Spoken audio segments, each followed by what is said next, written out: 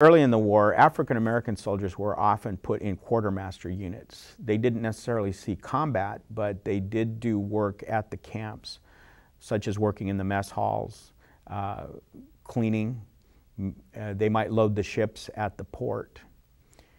Other positions that they were put into had to do with construction jobs. Many African American units actually built roads in such faraway places as the Philippines. They might build airstrips and things of that sort. So construction, loading, many tasks like that. It wasn't really until the Tuskegee Airmen unit came about that a wider spread diversity was seen in the military in terms of the kind of jobs that were available to African American soldiers. And the Tuskegee Airmen were an illustrious group, and being a bottom line kind of guy, I think it's a wonderful story that the Tuskegee Airmen can say they did not lose a single bomber that they escorted on any bombing run in Europe that they supported. And I think that's a wonderful legacy for the Tuskegee Airmen.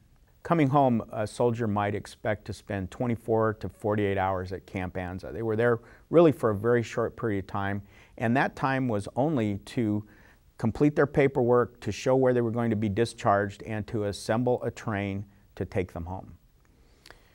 During that 48-hour period, they were allowed to use all of the facilities. In fact, the gymnasium, which was used to let the soldiers work out prior to shipping out to go to the Pacific, it was viewed that it wasn't needed for that purpose anymore. Soldiers coming home didn't need any more workouts. So they turned the gymnasium into a beer garden. So the beer garden was obviously one of the well-used places for the troops coming home. Before the troops were shipped home, they were issued a new Class A uniform. Now the war was over, they were being discharged, and yet these soldiers were given a brand new uniform to go home in. When I think about it, it does make some sense. You think about troops coming home having fought in the Pacific for several months to several years. They weren't wearing dress uniforms in the foxholes. So these troops, they wanted to send home proudly to their families in clean, smart uniforms. In addition, the soldiers were allowed to wear their uniforms for 30 days after their discharge. And that was in hopes of showing their veteran status to prospective employers. So they could go into a job interview in a nice fitted uniform and hopefully get an inside track to getting a job in the post-war world that they were returning to. There were weekly dances conducted at Camp Anza for the entertainment of the troops, both the station complement and the troops staging at the camp.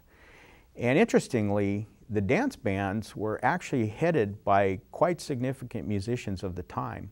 One of the dance bands was headed by a gentleman by the name of Nick Buono, and he was the lead trumpeter behind Harry James in Harry James Band for nearly 40 years. So quite a significant entertainer to be assigned to our little Camp Anza there in the Arlanza neighborhood. I have a photograph in my book of Nick Buono's wife singing at one of these dances, and she also sang in Harry James Band at one time, and her name is Patsy Parker.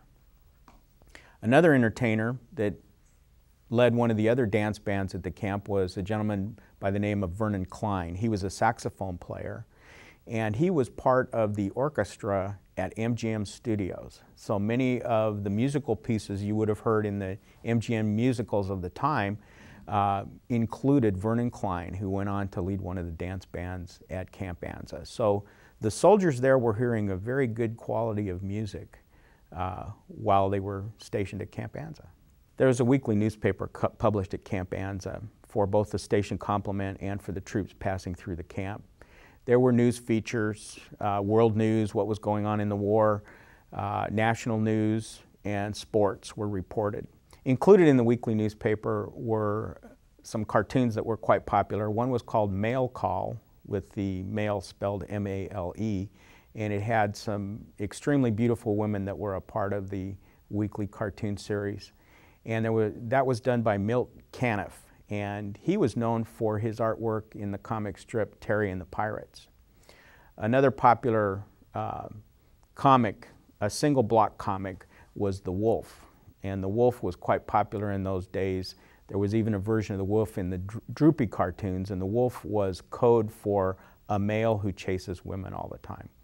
So these two cartoons, the male call and the wolf, were quite popular features along with the pinup girl that occurred each week in the Anza Zip. A high percentage of what appeared in the Anza Zip was actually syndicated through the camps throughout the United States. So the comics were shown in different newspapers at various camps. Each camp had their own newspaper.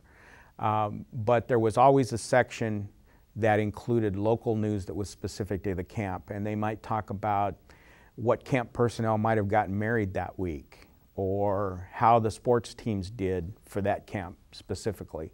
So at least a quarter of the newspaper was unique to Camp Anza.